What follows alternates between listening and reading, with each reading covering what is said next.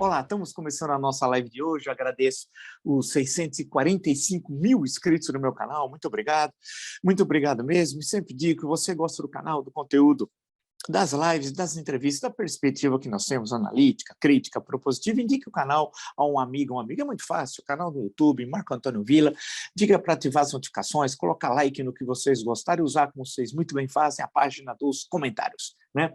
Lembro que nós criamos o clube, né? Seja membro, clique ali que tem todas as informações. O que é isso? É fácil, é um conteúdo exclusivo que a gente produz durante todo mês e vai alimentando o clube. É só você clicar ali, seja membro, tem todas as informações. Tem duas formas de fazer parte do clube, ok?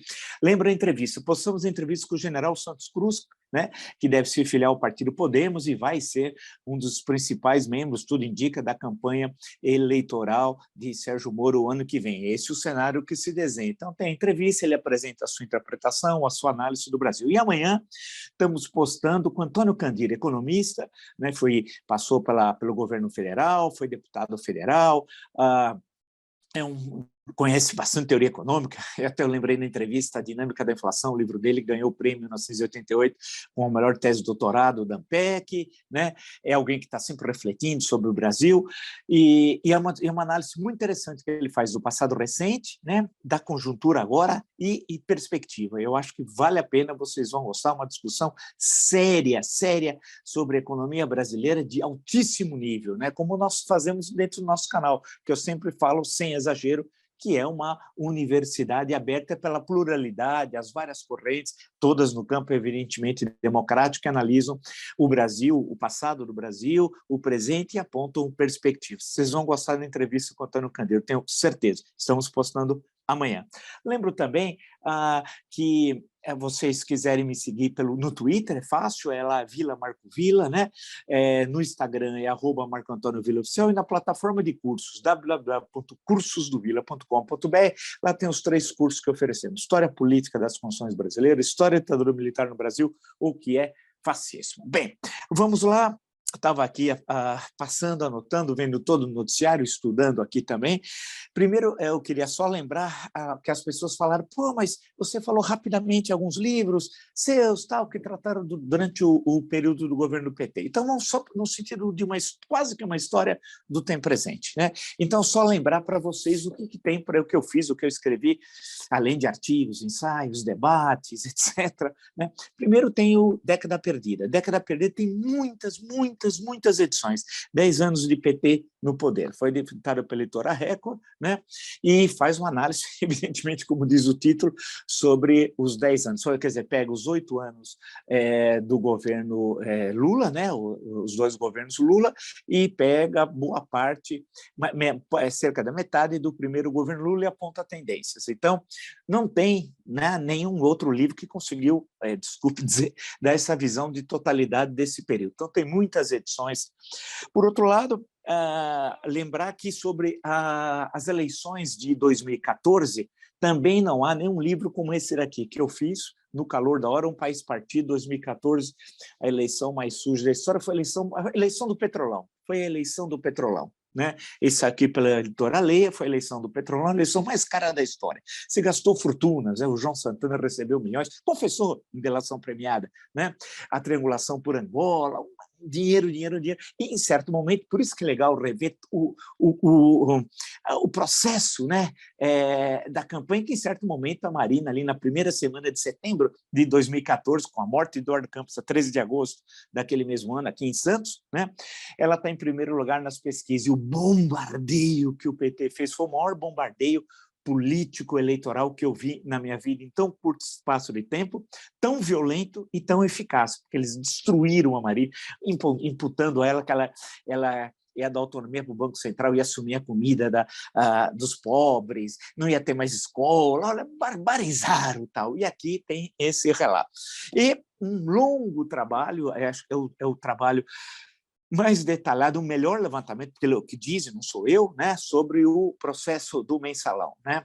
E aqui, que outro dia até fiz menção a isso rapidamente a vocês. Então, tem todo o processo, toda a discussão, as penas e tal. Então, me pediram, falei, vou falar sobre isso aí. Então, é sinal que aqui não tem mandrionismo, aqui está todo mundo sempre trabalhando. E, por fim, só avisando a vocês, porque ainda não está na praça, eu vou avisar todas as atividades que nós vamos fazer, se vai ter lançamento presencial ou não, espero que sim. Todas as estratégias nós vamos fazer do canal, de apresentar o livro, facilitar a compra, etc. Tem um monte de coisa. Eu só vou dizer isso, eu só tenho um exemplar que me mostraram depois do feriado, agora de 15 de novembro, aí com mais calma e tendo mais informações, eu aviso como é que vai ser, tudo para vocês. Mas eu queria, claro, né, como eu disse ontem, hoje, rapidamente, o lançamento desse meu último livro, né, que deu um enorme trabalho de pesquisa, de reflexão, Um País Chamado Brasil, a história do Brasil do descobrimento ao século XXI. É o selo crítica da editora Planeta, é um apanhado geral da história do Brasil, com uma bibliografia acadêmica que eu considero, nós temos uma brilhante historiografia no Brasil, né, de brasilianistas que trabalharam com o Brasil. Durante uma época, teve uma corrente nos Estados Unidos que se dedicou a fazer bons estudos, alguns excelentes estudos sobre o Brasil, e toda a historiografia produzida aqui por brasileiros, que é enorme. Então, eu retroajo lá no final do século XIX, né? E aí passo o século XX por esses grandes trabalhos, especialmente na área da história, mas tem trabalho na área de sociologia, política e de economistas, né, sobre o Brasil. Então, aqui tem uma ampla bibliografia no final, que também serve como para quem quiser se dedicar a um determinado período, como se fosse também um roteiro de estudos, né? Um país chamado Brasil. Então, aviso para vocês como é que vai ser todo o processo de lançamento. Eu apresento tudo isso porque é condição sine qua non para nós sermos um país sério, como fomos até boa parte do século XX, né? A questão da produção, de reflexão, de escrever, né? É que nós temos um presidente que é semiletrado, que tem 500 palavras no vocabulário, que mal consegue escrever Twitter, e uma quadrilha familiar e verde-oliva também, que é de semiletrados. No caso, a quadrilha familiar, o episódio que está na entrevista fantástica de Jamil Chad ao meu canal, né? Quando ele está lá em Davos, aquela cena é muito bacana, lá em Davos, e ele está conversando com o ele com os filhos, estão todos ali, tomando café da manhã, ele, todo deslumbrado. Eu estava sentado ao lado de um príncipe, não era você, Jair, era o presidente da República Federativa do Brasil. Isso ali, e o Jamil entrou e viu Bananinha, Dudu Bananinha, a idiotinha em pessoa, né? Deputado por São Paulo, 1.800.000 idiotas de São Paulo, desculpe falar idiotas aos idiotas verdadeiros, mas votaram. Alguém que vota no Bananinha é grave, é caso muito grave, mas votaram no Bananinha, que nem mora aqui, que falsificou o registro. E o Bananinha estava tuitando, o Bananinha, aquele que fala, que não sabe quem era Henry Kissinger, lembra-se? Não sabia. E falou, tem na Inglaterra aquele Winston Churchill, né? Seria embaixador do Brasil esse idiota, que se cai de 4 não levanta nem com guindaste, né? Embaixador do Brasil nos Estados Unidos. E estava lá estão tomando café da manhã, pago por nós, evidentemente, porque eles vivem do peculato, é uma família que vive de desviar dinheiro público e de associação com criminosos. O Bolsonaro, sócio do capitão Adriano, lá do escritório do crime. Tem sociedade naquelas invasões de terra, Muzema, Rio das Pedras, e toda aquela aliança que ele teve com aquele submundo. E o Bananinha ali falou, pessoal, como é que escreve bilionário? Tem H ou não tem H? Silêncio na mesa, silêncio na mesa. Ninguém sabia se tinha H ou não tinha H, né? Aí alguém mais genial, na mesa de Beócios, inclusive com o Ernesto Araújo, né? Beócios, aí alguém falou, veja aí, entra aí que deve ter informação, qualquer coisa, o próprio texto do WhatsApp corrige. Veja o corretor, eles não sabiam. Bem, então nós vivemos um outro universo, né, o deles, da quadrilha, do baixo nível, da linguagem de marginal, né? Veja, se alguém broxou, a culpa é minha. E depois aquele vídeo que circula por aí ontem, hoje, né, dele numa cerimônia oficial, se dirigindo a Michele, né, dizendo, bom dia a todos. E que bom dia para Michele! Que língua! O Fernandinho Beiramar é mais educado que o marginal Bolsonaro. O Fernandinho Beiramar é melhor. É melhor. Inclusive, lê mais, é mais educado, e ele querendo dar de machão. Que diga o bombeiro da Mulher 02, não é verdade, grande Bolsonaro? O bombeiro, eu não esqueço o bombeiro. E a piada é pronta, bombeiro, apagar fogo, mangueira, etc. Tal, né? Veja, Guilherme Amado, Metrópolis, toda essa história, o rapaz Marcelo, que até hoje não foi desmentido, e por aí vai. Mas independente do bombeiro ou não bombeiro, que coisa baixa, né? Que baixaria. Ele rebaixou a presidência da República à sua altura, né? Que é aquela altura moral, né, do sujeito baixo, medíocre, né, um capitão e o exército com honesta. Basta ver a matrícula de Laura Bolsonaro lá no Colégio Militar, que o exército falsificou a saída dele. Então, ele de capitão, ele virou capitão da reserva. Que vergonha! E quem fez aquilo não é o diretor do colégio, evidentemente, foi instâncias superiores. Será que até o comandante do Exército, né? E o Exército ficou em silêncio, quietinho, não falou nada. Falando em ficar quietinho, antes de entrar na minha questão central, queria lembrar a Pandora Papers, né? Lembrar o offshore do Paulo Guedes, vírgula, Pacheco e seu imenso talento, o falastrão ministro da Economia, né? Aquele que adorava Pinochet, porque o pessoal que está com o Bolsonaro gosta do Pinochet. Tem um deputado até em São Paulo, né, que mostra slides não, agora é PowerPoint, slides é da minha época, perdão, o PowerPoint, e põe o Pinochet embaixo, determinação, brilhante, põe o Hitler direto, põe o Hitler, determinação, tem os campos, né, de concentração, as câmaras de gás, muito determinado, homem com determinação, o Hitler. Pinochet também, lembrar do que ele fez no Chile, de toda a repressão, dos milhares de mortes, do assassinato, e corrupto. Então, eu diria esse que coloca Pinochet como determinação, lembrar ele que é um outro ignorante dessas rastaqueras dessa elite terrível de São Paulo, registro, se eu não estou me referindo ao resto do Brasil, porque aqui em São Paulo, viu, você que não é desse estado, falam, no Nordeste, não sei o quê, eu sempre falo, pera, Nordeste não, quem elegeu Enéas foi São Paulo, que nem daqui ele era. Quem elegeu Bananinha, que nem daqui era, foi São Paulo. Então, lembrar esse que põe Pinochet como determinação, que era corrupto, foi preso por corrupção também, né? Corrupto.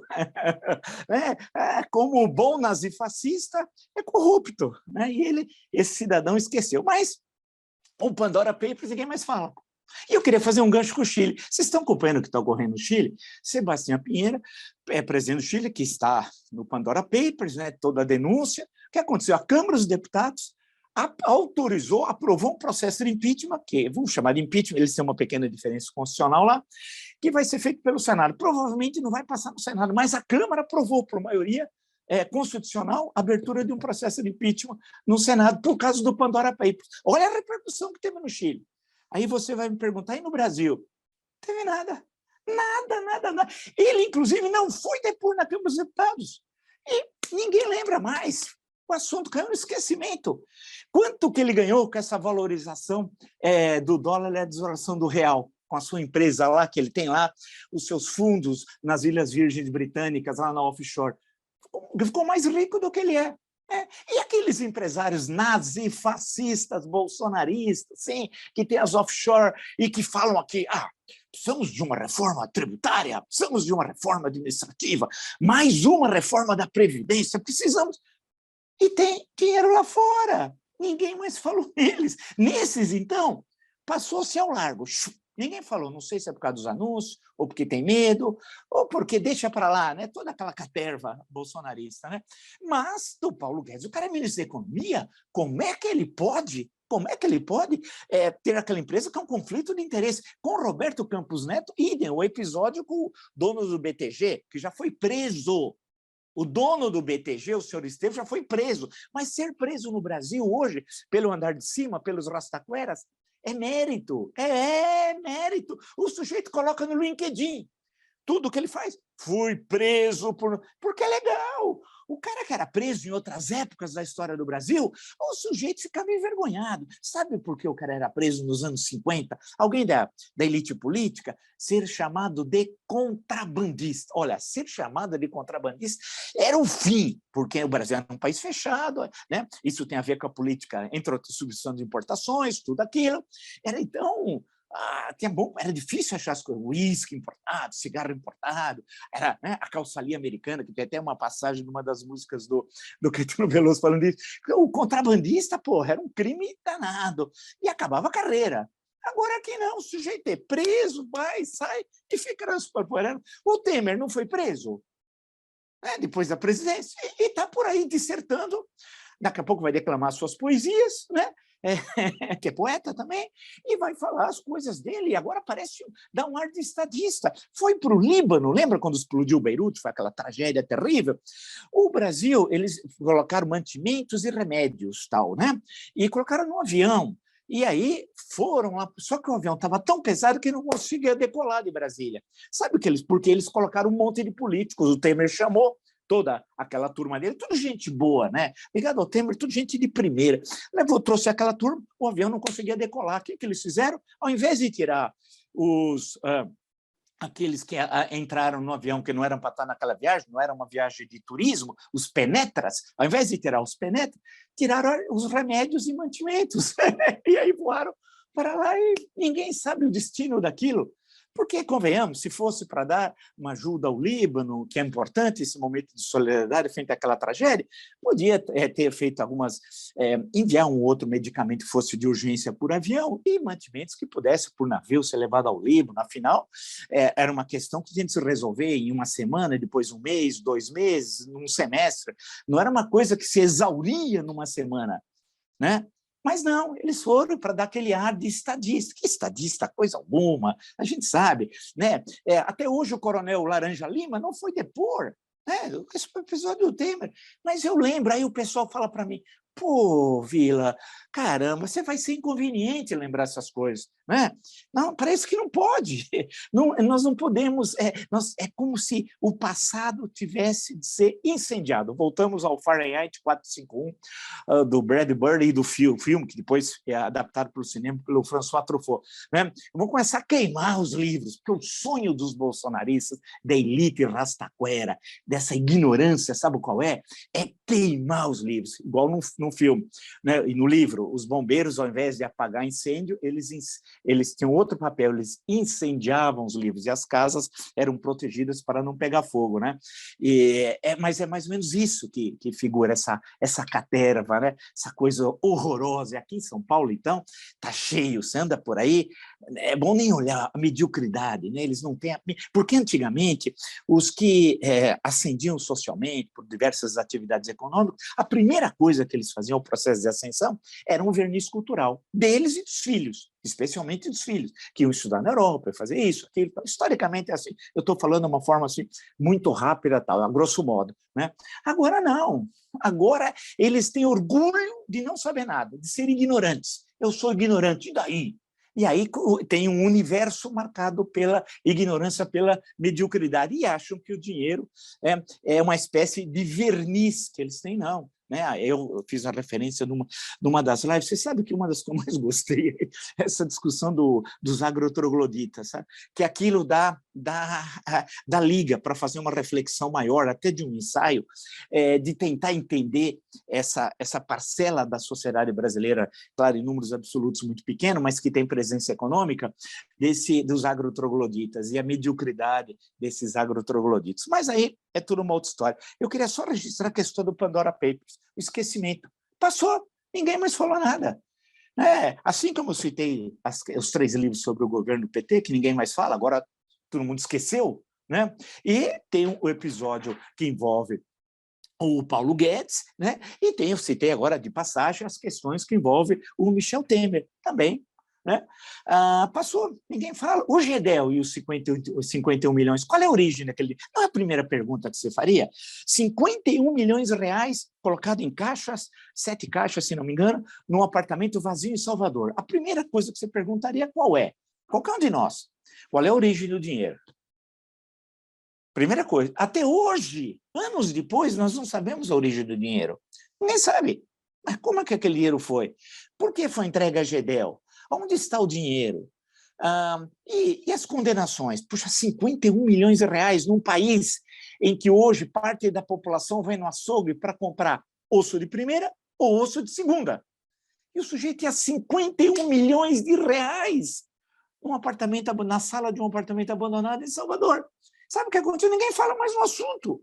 Só aqui, que é o canal da memória, o canal da história e a lembrança. A gente sempre vai fazer isso, né? E se um dia eu tivesse a oportunidade de encontrar o Gedel, a primeira pergunta era essa que eu faria. Assim como para Michek, já que eu citei de passagem a Michek, o dinheiro do Queiroz, os depósitos do Queiroz na conta da Michek. Ninguém falou mais nada, ninguém falou mais nada, o tempo passou, esqueceram do assunto. Por isso que o Chile, que está fazendo um processo de elaboração de Constituição bastante interessante, vai ter uma Constituição realmente democrática, que está vivendo um processo eleitoral complexo. Eu estou acompanhando, porque eu me interessei durante uma década de aula de História da América Latina, né? E minha praia maior de trabalho era o México, inclusive estudei lá, gosto muito, a todo momento tento acompanhar mesmo, não tão para e passo como no passado, mas acompanhar um pouco o México, e mesmo a produção historiográfica, vez por outra, apesar de eu ter de ler tanta coisa, eu dou um espacinho para ler alguma coisa sobre o México, para acompanhar o que está ocorrendo. Mas o Chile tem um candidato de extrema-direita aqui, que adora o passado do Pinochet. Vamos ver o processo que vai ocorrer lá, mas o Chile tem uma característica interessante que nós não conseguimos no Brasil, que é a união contra a extrema-direita fascista, né? E isso desde o processo lá atrás, né, com o Patrício Aulin, lembrar as Concertação, né, que foi aquela aliança da Partido Democrata Cristão, antigo PDC, com os socialistas, com os sociais-democratas, que durante 20 anos venceu sucessivas eleições lá no Chile, né? E essa busca dessa unidade no Brasil, infelizmente, teríamos de discutir, porque isso nós nunca conseguimos. Mas, passando todo o noticiário, o que me chamou a atenção, eu estava vendo o Poder 360, que a gente sempre entra ali, que é do Fernando Rodrigues, excelente jornalista, foi tanto tempo da Folha, né? Do UOL. Um período, quando eu entrei na PAN, ele fazia comentário de Brasília, o Fernando Rodrigues é muito bom, e o Poder 360, sempre eu dou uma entrada lá para dar uma espiada. E o Poder Data, 57%, acho que Bolsonaro deve sofrer impeachment. É interessante a pesquisa, que é o seguinte, 57% diz que ele não deve continuar na presidência, e 36% que ele deve continuar. Portanto, são marcas bastante consideráveis. Aí eles vão fazendo uma série de perguntas, tal, e é interessante que as mulheres, então, é disparado. Entre as mulheres é 59%, mais do que os 57% da população total. É interessante também, especialmente entre as mulheres, entre homens e mulheres, os mais jovens, de 16 a 24 anos. Grande parte, acho eu, a geração neném, não tem trabalho, não está na escola e não consegue se inserir no mercado de trabalho, onde você tem 30 milhões, ou alguns falam em 35, alguns falam em 40 milhões de invisíveis. O último número era 38, vocês se recordam. Então, e os mais jovens, pior ainda, porque esses não conseguem adentrar o mercado de trabalho, quando você tem 40 milhões de invisíveis. E 63% dos 16 a 24 anos favoráveis a um processo de impeachment. E nas regiões, como o Nordeste, dá 66%, 2/3 favorável ao impeachment, onde a situação do Bolsonaro é melhor, é na região sul, que dá 41% só favorável ao impeachment, isso quando no Brasil todo dá 57% e no Nordeste 66%. E é interessante também, quanto maior a escolaridade, maior o apoio ao impeachment.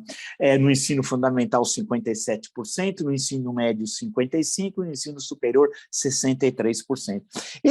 Essas informações que são apresentadas, que mostram claramente que o governo perdeu apoio popular.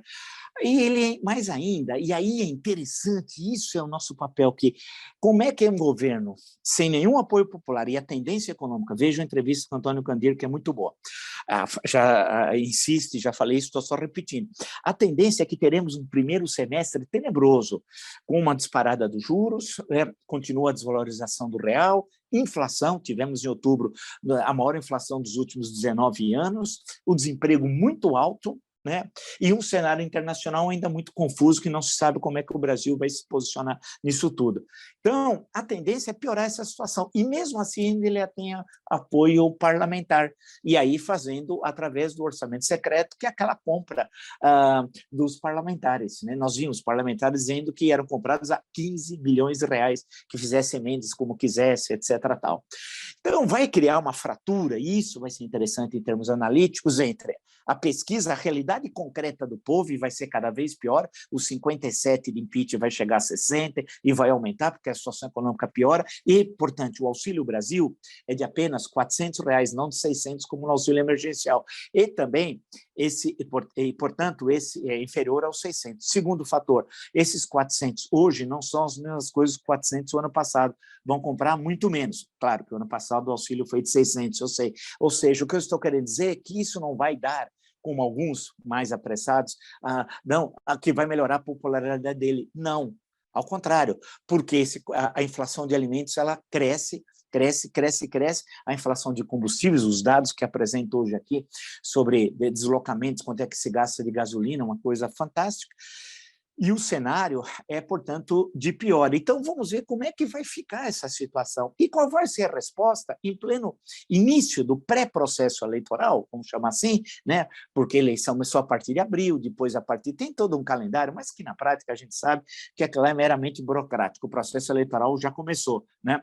Então, como é que vão se colocar as candidaturas? E veja o relativo marasmo que nós estamos vivendo esses dias. O Bolsonaro aproveitou a situação, já vai ficar para ir para Dubai, vai ficar uma semana lá, né, andando, buscando investimentos. Você acha que alguém, daquele pessoal que é muito esperto ali na região, Catar, tal, papapá, nos Emirados Árabes Unidos, que ninguém é bobo ali, né, vai querer colocar dinheiro no Brasil tendo como propagandista o Jair Bolsonaro? Evidente que não. O mundo inteiro sabe quem é o Bolsonaro. Ele é um pária hoje da comunidade internacional. Aquilo que aconteceu na antessala da reunião do G20 em Roma, filmado lá pelo Jamil Chad, né? Aquela cena, aquilo não precisa de palavras, né? Quando ele entra na antessala, vocês podem acessar no UOL, lá tem, então, ninguém quer falar com ele, ninguém o conhece, e ele não conhece ninguém, e ele não tem o que falar com os outros líderes mundiais. Né? Ele não é uma espécie de presidente caixeiro viajante que mostra as potencialidades do país, nada disso, que ele não sabe nada. É um homem de 500 palavras, com sérios problemas cognitivos, que não trabalha, que desconhece a máquina pública, que é pessimamente assessorado, especialmente pelos mandirões verde-oliva, né? Que estão ganhando uma grana, mas vão ter de voltar depois, né, para vestir pijama com outro governo, os que são da reserva, né? E aí, bem, e depois nós vamos ter que discutir o papel das Forças Armadas, né? Criar uma Guarda Nacional de Fronteira seria uma coisa importante, enxugar as Forças Armadas, profissionalizá-las como Forças Armadas, não como partido de mandriões, né, ganhando um dinheirão, porque com esse pessoal eu sempre digo, imagina se tivesse uma guerra e aquele tanque da Marinha que passou em frente ao Palácio Planalto soltando fumaça, imagina aquele Brasil invadido, manda aquele tanque. É piada, né? Não parece comédia, aquela chanchada, comédia pastelão? É essa, é a profissionalização das Forças Armadas brasileiras. Essa turma aí, né? Por isso que eu falo, imagina esse pessoal numa guerra, então tem de depois esse pessoal trabalhar, dá uma enxada, pega no Palácio do Planalto, Heleno, Ramos, toda aquela turma, Capacho Neto, dá uma enxada e dá um terreno para eles capinarem, né? Para trabalhar uma vez na vida, porque nunca trabalharam. Ficam só brincando de fazer assim, ó. Assim, um põe medalha no outro, assim, e pronto. A Marinha foi fazer um desembarque anfíbio no seco, em Goiás. Desembarque anfíbio é inacreditável, num país que tem um litoral como o nosso. Se fosse a Marinha Paraguaia, sem problemas, né? A Marinha da Bolívia, idem, mas a Marinha brasileira é gozação, tudo aquilo. Eu estava vendo agora que eles compraram os cargueiros da Embraer e agora diz que não quer mais comprar o cargueiro. E a FAB precisa de cargueiro. Vídeo o episódio de Manaus, por exemplo, né? A FAB não tinha condições de levar cilindro para salvar as pessoas que lá morreram, com a colaboração da FAB. Mas o brigadeiro de festa infantil, que é o que, né, de rançoso, né, não sabia o que fazer. Agora, para levar os convidados da Micheque, toda aquela caterva, aqueles pilantras, aquela malta, de Brasília para São Paulo, que o maquiador da Micheque, em nome de Jesus, Deus no comando, fez uma festa aqui em São Paulo. Aí veio toda a caterva no avião da FAB. Foi e voltou. Paga por você, por mim, por nós. Aí a FAB tinha avião. Agora, para levar cilindro de oxigênio para as pessoas que morreram afogado no seco, que, como disse a doutora Rosana numa das entrevistas do nosso canal, né, quando você não tem oxigênio, É como se eu morresse afogado no seco. Aí a Fábio. E a Fábio nunca fez autocrítica, nunca falou. A gente nem sabe quem é essa caterva toda, né? Mas para trazer a Micheque na festa do maquiador, né? Gastar todo aquele dinheiro em nome de Jesus, tal. Então, o que ele está fazendo, o Mandrião? Vai ficar lá uma semana, vai falar um monte de bobagens. Se deixar ele falar de improviso, vai ser igual na Itália, a Torre de Pizza, o Jim Carrey, né? Ele vai barbarizar, ele é um idiota. Nós temos um idiota na presidência da República, cercado por idiotas, né? Vai ser um desastre, né? E você acha que esse pessoal esperto ali, que coloca dinheiro nos grandes fundos, né? Que sabe onde colocar o dinheiro, que dominam e oprimem aquelas comunidades miseráveis, que exploram os trabalhadores estrangeiros, a Copa do Catar, né? Vejo quantos não morreram construindo os estádios para a Copa do Mundo em dezembro do ano que vem, né? Você acha que esse pessoal esperto o Bolsonaro vai seduzi-los para uma grande oportunidade de negócio? É claro que não, inclusive pela desmoralização que o Brasil tem no exterior. A COP26 também demonstrou muito bem isso. Ele sequer lá compareceu. Então, o cenário é esse. Fica essa relativa paralisia política, um desespero pelas condições materiais de existência da maior parte da população que não tem o que comer, vive no que é chamado de insegurança alimentar, e essa tensão vai aumentar cada vez mais. Há uma paralisia por parte das oposições, as mais variadas possíveis, que não sabem bem o que fazer, o que propor. O Lula também já viajou para a Europa, né? Os outros, o PSDB tem essa divisão que não se sabe qual vai ser seu candidato, o Moro pressupõe-se que seria candidato pelo Podemos, o Ciro pelo PDT, mas há um vazio, um silêncio, né? Parece que a política ela não tem presença 24 horas no dia, 7 dias na semana, 30 no mês. Eu não entendo. Percebo que a gente vive de certos momentos de pico. Parece um pouco quando você olha os sinais do eletrocardiograma, não parece? A CPI da pandemia, o relatório que eles vieram a São Paulo, entregaram ao doutor Miguel Reale Júnior, a doutora Silvia Steiner, e foram ao Rio. Não parece coisa do Neolítico, do Paleolítico? Ninguém lembra mais, parece coisa da pré-história. Esqueceram. Se você falar hoje do relatório da CPI da pandemia, relatório histórico, alguém vai lembrar do Código de Hammurabi, do século XVIII a.C., acha que é mais atual do que o relatório da CPI. Ninguém lembra. É um país que não tem a memória. Eu não entendo. Mas eu espero, né, que essa minha colaboração, a partir do feriado, eu vou explicar direitinho onde vai estar os livros. Tá? Vamos também trabalhar as questões do livro em si, as formas de adquirir através do próprio canal. Tudo isso está sendo organizado, muito bem feito. Tal. Eu vou passar isso tudo para vocês.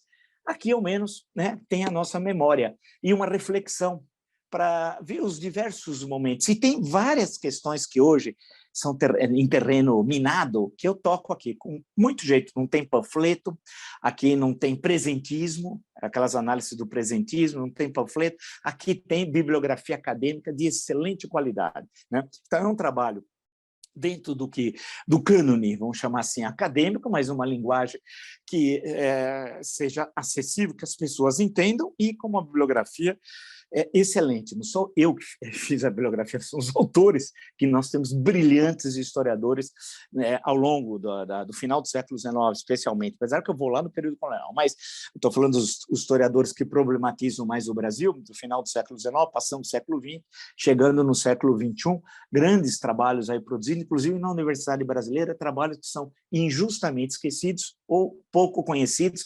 Esse é um outro problema que eu sempre digo, a falta de uma ponte da Universidade Brasileira com a sociedade, porque existem belos trabalhos na universidade, muitas vezes editado por editoras acadêmicas e com pouca circulação. Então, o meu livro tenta me esforcei muito, espero que vocês gostem, essa visão de totalidade, né? Uma visão geral da história do Brasil. Então, assim, a maior parte da população, a maioria quer impeachment do Bolsonaro, e ele responde como? Ele vai passear em Dubai, que ele nem sabe onde é. Se colocar um mapa, ele vai achar que Dubai deve ser lá na África do Sul.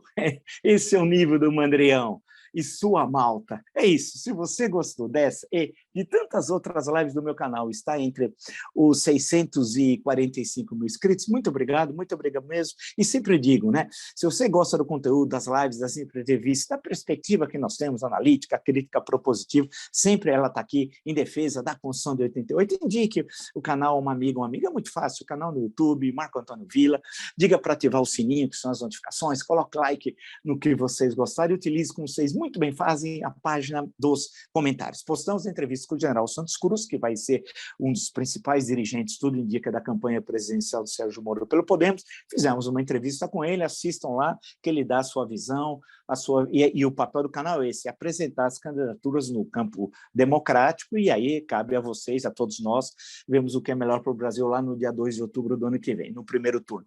E estamos postando a entrevista com o economista Antônio Candira, é uma discussão, uma reflexão dos últimos 40 anos da economia brasileira, da conjuntura atual e perspectivas para 2022. Tem muito conteúdo, reflexão de primeira, de altíssimo nível. Tenho certeza que vocês vão falar, olha, realmente, depois de eu ver essa entrevista, eu entendo mais a economia brasileira. Vocês vão ver. Lembro também que nós temos o Clube de Membros. Tem aqui, vocês entram no canal, está lá assim, um retângulo, seja membro. Cliquem ali, que tem aí todas as informações, são duas formas de fazer parte do Clube de Membros, e ali é uma coisa tranquila, e aí é um material que nós produzimos durante o mês, e a gente vai paulatinamente alimentando o canal, né? Com esse material exclusivo do Clube, não seja membro.